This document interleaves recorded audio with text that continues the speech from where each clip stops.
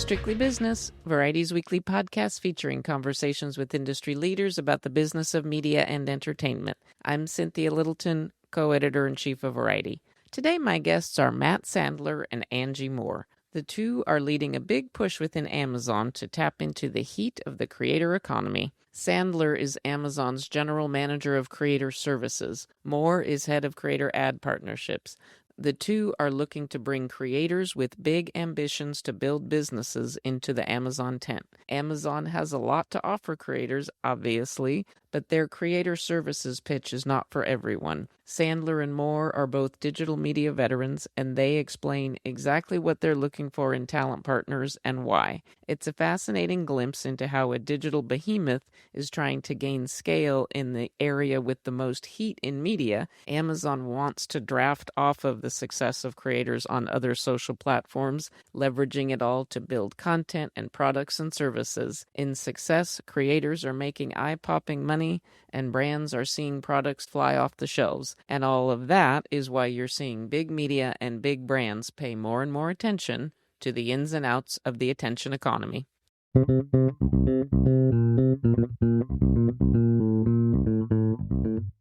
Matt Sandler and Angie Moore of Amazon Creator Services. Thank you so much for having me over here in beautiful Culver City.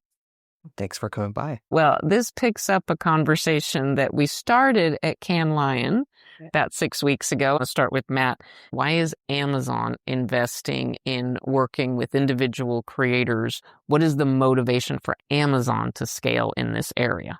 Well, so first of all, thank you for your interest and engagement around this, because I think over the last year, we've seen creators and the conversation around creators in media change dramatically. Creators used to be thought of in kind of more digital endemic terms, people who came up on YouTube or Twitch, and we saw that they started to shape culture. They started to shape how media was consumed. They started to shape how customers bought new things or selected products. And so over the last couple years, and especially over the last year since we've started Amazon Creator Services, we took a look at creators more so as entrepreneurs. They are the center of gravity for their businesses. And most of those businesses are rooted in some form of content. That could be a YouTube channel, that could be a Twitch live stream series, that could be a podcast, that could be a social series. But these entrepreneurs are rooted in content, and then they have extensions that expand well beyond the content and kind of the walls of any single platform. You look at these incredible creative entrepreneurs, and they're people who build new products. There are people who put on live events. There are people who expand different media formats. And so when we as Amazon looked at it, we went, well, Amazon's an incredible place for entrepreneurs. You look at technology entrepreneurs, we have AWS. If you're building new products, we have one of the incredible commerce hubs of the planet. You know, we sell a few things around here. And when we look at entrepreneurs and we look at this new creative class of entrepreneurs, we said creators can be one of those entrepreneurs that Amazon serves incredibly well. When you look at what the business of creators looks like, you know, kind of the two biggest items that they focused on are brand partnerships and commerce. We have an incredible ads business. And again, we sell a couple things around Amazon. And so we thought that there was an incredible match between what the creative entrepreneurs, these creators wanted and needed, and what Amazon could provide to them. And when you think about it, the core Amazon e-commerce platform has been life-changing for so many small businesses and entrepreneurs selling things on their platforms, self-publishing. Yeah, but I think Matt said it perfectly. I think a lot of our creators are looking for ways to take their brands and IP to the next level. And for Amazon, because of the vastness of all the capabilities that we have across our landscape, we're able to really, help creators in this way and add value to our core assets. And so our advertising business is a pretty large, important business for Amazon. And we do a lot of different things. We built a portfolio of, across ad tech capabilities, really leveraging a lot of our first party data. But now we get to bring creators into the fold, and brands are looking for a way to storytell and do that through pairing or matchmaking with the right creators to tell that story. And so it just allows for a really organic way for brands to come in and work across the portfolio. You've been working with very big names, Jason and Travis Kelce, Keke Palmer, LeBron James, Dak Shepard. Would you say that your strategy is focused on stars, like stars working in audio, stars working in digital realms? Or do you think you have something to offer and would work with somebody who may have 100,000 followers, but they are the most influential person in basket weaving that's on Instagram right now? When you look at the scope, scale, and audience of what Amazon has on all of our services and what we can offer to creators, um, we think about it less from a how many followers do you have, but rather what influence do you have with your community. Creators at the core, what they're trying to do is develop community. And when you think about how big or small that is, whether you find it on Instagram or Twitch or YouTube or on Prime Video or otherwise, there are a bunch of ways to access that community. And so we think about it more so from the lens of, well, what is the match and what's the value that we can provide from Amazon to that community that you're talking to or connecting with? At times, that's the biggest creators on the planet. And at times, that could be more emerging stars that we think have potential to reach kind of new heights. And so much trust that you build between, right, that community, and then the community feels like they're one. And so again, I like go back to the brand piece of it is our brands are looking again for ways to think about tapping into that community in the right way. I think of our team as like a concierge matchmaking service for that reason, is like, how do we dig deep into that community and that creator and figure out where they align best and how to bring the right brands into the fold. And would you say that the demand from marketers on the Amazon ad side was something that encouraged the investment here in this? Yeah. Absolutely. You're really thinking about a creator, it's them being themselves versus them playing a part in a movie or a TV show. And so there's no better connection than that. And I think our brands are looking not only for that, but like how can we reach our audiences across all these different platforms, formats in different ways. And so just having that breadth now with a lot of the medium moving into new realms with short form and mid form content and social, as well as live event activation. People just, again, want to tap into that community aspect. And so it's just allowing brands all different ways to reach their consumers. I'm guessing it's probably not a one size fits all situation, but can you characterize it all, how the partnerships work? Is it rev share? Is it percentage or royalty based? How do you typically work out the business arrangement with the people that you work with? Yeah, so as you describe, everybody's different. Everybody comes with a different set of priorities, interests, assets. And so when we talk to creators, usually there's quite a bit of discovery, right? Like spending a lot of time. We're fortunate to meet them where they are, sometimes in their home, sometimes they come here. And really it's about, hey, look, we're not looking to buy a show. And I think that's the biggest difference from where some others may be focused or some others may be interested. We're not just looking to go, hey, here's some dollars, bring your show here, we're going to sell some ads against it. That's a wonderful business model, and it's certainly part of the equation that we're bringing to the table. But what we try to think about is, well, you as a creator, what's the business you want to build? And if you want to go sell a show, that's great. There are plenty of places to go sell a show. We think that there's a single place to go build a business, and we think that that's Amazon. And we think that that has we have the capabilities to help on the creative production, but largely the distribution and monetization of your content. But then we can also help you find all the other toys around Amazon that you want to go play with to extend your brand and build your business. And that's really the center of gravity for what we're trying to do. And so as a result, there's no one size fits all. Typically what we look to do is like have creators own their IP and own their own adventure, right? It's a bit of a choose your own adventure in that regard.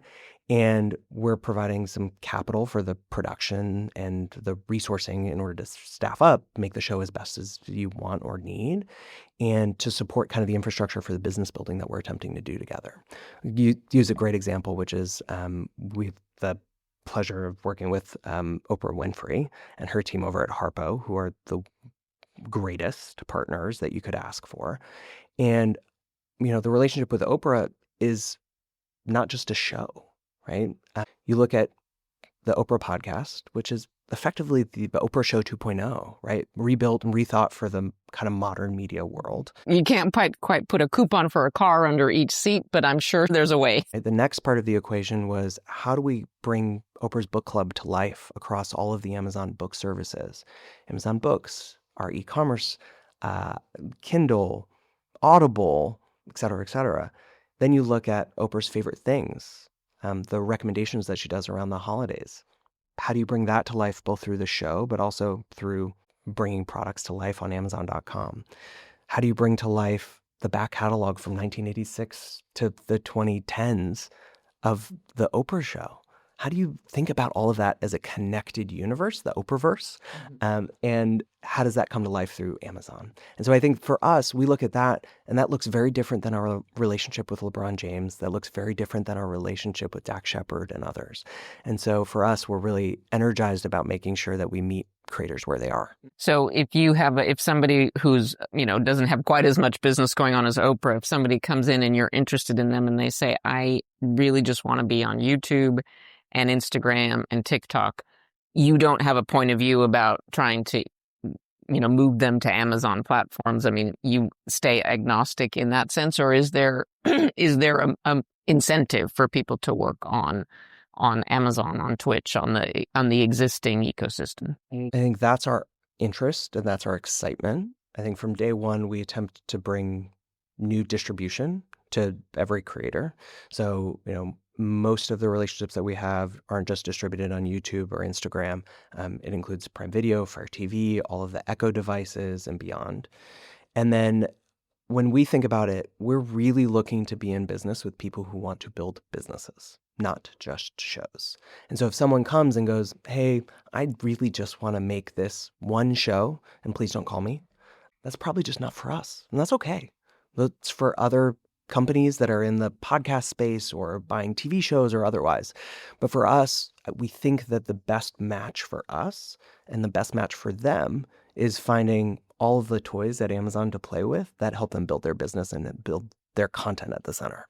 Just for clarity, though, there's not like a formal talent management component, right? This is support and creative services, that kind of thing. Or is there like a talent management relationship? We don't take a piece of the pie for stuff that they do outside, right? Like we're not managing talent day to day. However, we do have a GM for every creator that works with us for the Amazon business that works across the 100+ different businesses at Amazon that helps kind of coordinate, wrangle, collaborate, find creative intersects, and find new opportunities for the creators. And so that is a key part of the business. Do you typically sign people for a set period of time? Do you have like a 1-year deal with, 2-year deal with somebody, like we're going to do things over this set period of time, or is it a little more open-ended? I like to say we try to do life together. And usually that's at least a few years. If we're just looking to, again, I keep coming back to, if you want to sell a show for a year, that's just not for us. If you want to come build and develop your IP and build your business, that's what we're in the business of doing. Where are you finding the most opportunities there, whether it's live media or consumer products? I know you have a range of examples of things that you've done with, again, some of these very high wattage clients. Yeah, I think to start, we talked a little bit about events, but I think most of our creators are very excited about taking their event strategy kind of to the next level. Whether that's doing a live podcast and we have ticketing and we're building that fan community and moment, or they want to do another project, that's attached to a big moment. So it could be a Super Bowl event, it could be a big sporting event, it could be something around music. I think really helping them activate and find better ways to build community and with their fans and also with the industry. So I think that's a big piece of it. I think we're going to continue to see our creators wanting to do more live, and we have a very deep partnership with Twitch. And so there's like a lot of great things that they can do to execute a lot of their content live. And then there's ways to take that and distribute that in different ways, different platforms and whatnot, and extend that reach out. And then definitely on the commerce side, I think Matt will talk a little bit more about that. But there's just so many different ways I think that they can take advantage of, again, that flywheel and make sure they're continuing to build community and find ways to do more and monetize better. Yeah, and I'll give you 2 examples that are maybe illustrative.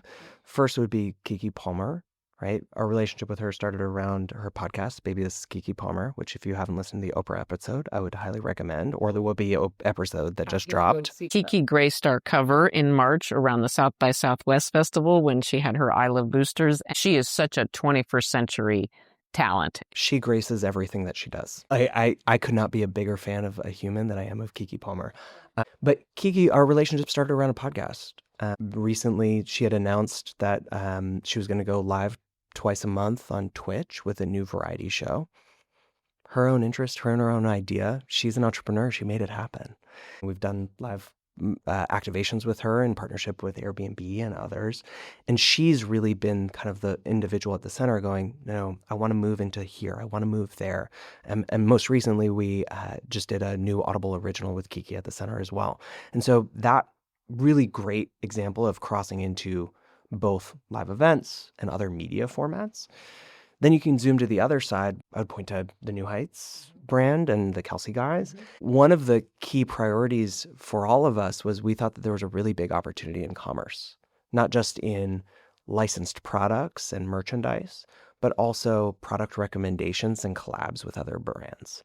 And so we developed kind of a first-of-kind creator storefront on Amazon.com called the Kelsey Clubhouse. And you can buy all of the New Heights merchandise, for sure.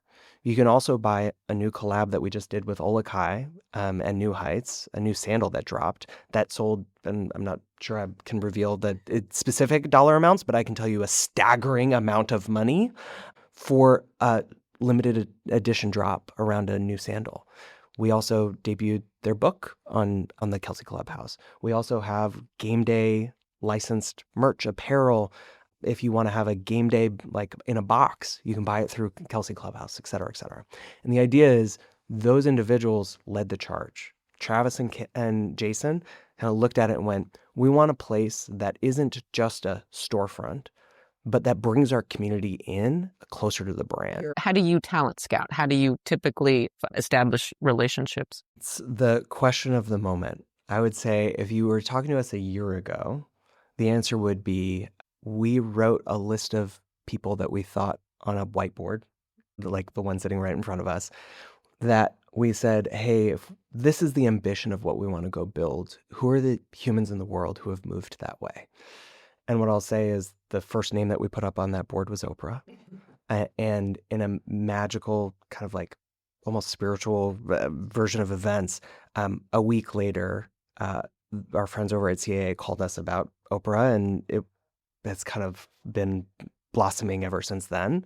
And so not everybody's going to come to us because we write their name on a board. But I think increasingly... A little touch of magic, right? It's a little touch of magic. But I would say increasingly what we have found is that some of it for sure is us going out to market, talking to people, hearing pitches and otherwise. But increasingly, I think we have found that there are so many touch points around Amazon. Whether you're talking to Prime Video, whether you're talking to Amazon Music, whether you're talking to Audible, whether you're talking to our .com partners. And when you start to talk about building a business at Amazon, that's not just attractive to agents and managers, that's actually just attractive to the creators themselves. So we find that quite a few folks are just coming direct now because they're starting to see what's happened with the Kelsey brothers. They're starting to see what's happened with Keke or Oprah. And you go, well, that could be me too.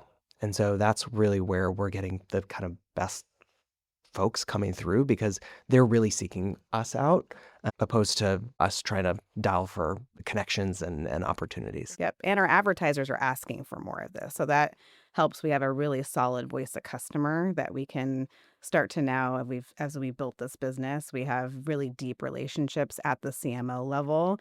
So we can start to look at where they're investing with Amazon, where they want to see more. And we have this really nice feedback loop with them. So when we do assign someone new, we already have that momentum and we can activate very quickly. Is this mostly a U.S. business or is it truly global? I would say everybody that we've talked about today are global stars, right? Nobody is gated by location anymore. I think you look at someone like Oprah Winfrey, you look at someone like LeBron James, they're popular global brands. And so it matches Amazon quite well in that regard, where, we reach people where they are in many, many countries. I would say where we have started has been regionally focused on the United States, mostly because we needed to kind of get our feet wet and learn a bit about how this could work for Amazon. But I think you'll see us moving more globally over time pretty quickly. When you do a big partnership with an outside brand, what kind of data are people asking for? I'm just curious if there's any metrics that are emerging that are really important for you. What a lot of our advertisers are looking to us of like, how do you close the full loop of that customer journey throughout leveraging this incredible creator suite, the connective tissue between a creator and their fan community and brands coming into that a lot of the consideration process is being almost leveraged and talked about and story told through this content.